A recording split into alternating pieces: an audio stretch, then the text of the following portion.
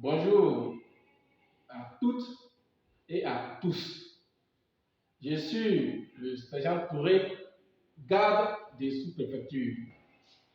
Je viens par la présente attirer l'attention des autorités ivoiriennes sur la situation des gardes des sous-préfectures.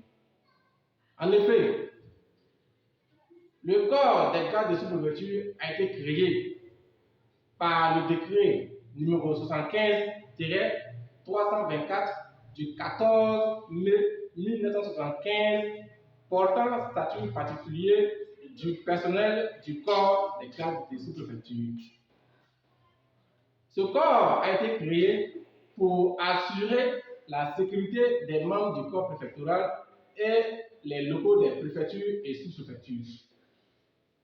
À l'époque, le concours était réservé aux anciens militaires. Cependant, au début des années 2000, suite au manque d'anciens militaires, le concours a été ouvert aux civils. Ces civils reçoivent des dotations en tenue militaire telles qu'on le constate, sans aucune formation militaire et sans aucun moyen de défense.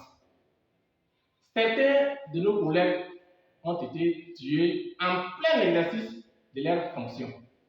D'autres ont été blessés. C'est le cas de Bangolo en 2015 où un collègue a été sauvagement assassiné au cours d'une mission.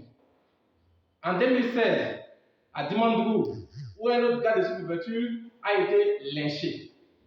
En 2021, à Zaïbo, dans le département de Daloa, un autre collègue a été tué. Aussi, lorsque les préfectures et sous-préfectures font objet de cambriolage, les gardes de sous-préfecture sont les premiers à être mis aux arrêts. Ces situations ont contraint de nombreux gardes de sous-préfecture à se doter d'armes à feu en toute illégalité pour assurer leur sécurité. Or, nul n'est sans ignorer qu'une personne qui possède une arme à feu sans avoir suivi des formations au préalable est un danger non seulement pour lui-même, mais également pour la société. Car au moindre débordement, c'est sûr qu'il fera recours à son arme.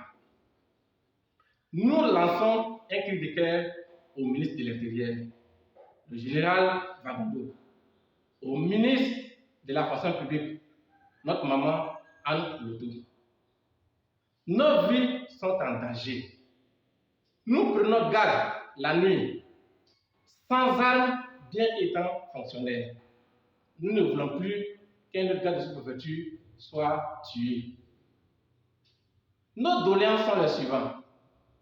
Nous voulons suivre des formations militaires. Nous voulons avoir des dotations en armes.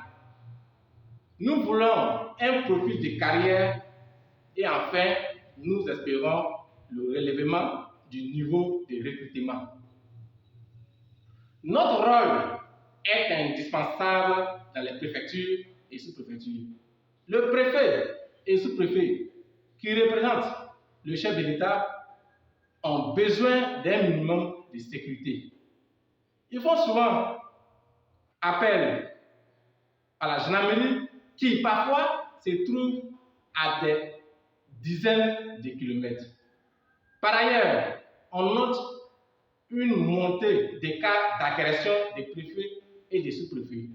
J'en vais pour preuve. En 2016, à Dimandougou, dans le département de Sandégué, où le sous-préfet a été séquestré, sa voiture incendiée, sa résidence saccagée. En 2022, à Taoudi, où le sous-préfet a été séquestré durant des heures, il a même été blessé par un jet du pied.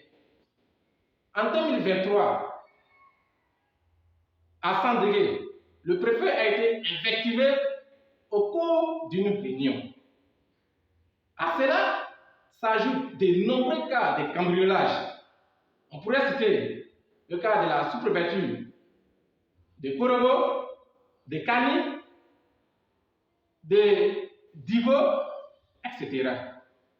Nous sommes convaincus que si les cadres de sous-préfecture sont bien formés et mieux équipés, nous pourrons éviter ces choses. Nous lançons un cri de cœur au ministre de l'Intérieur. Nous implorons l'aide du ministre de l'Intérieur. Nous voulons qu'il intercède auprès du président de la République afin de régulariser notre situation. Je vous remercie.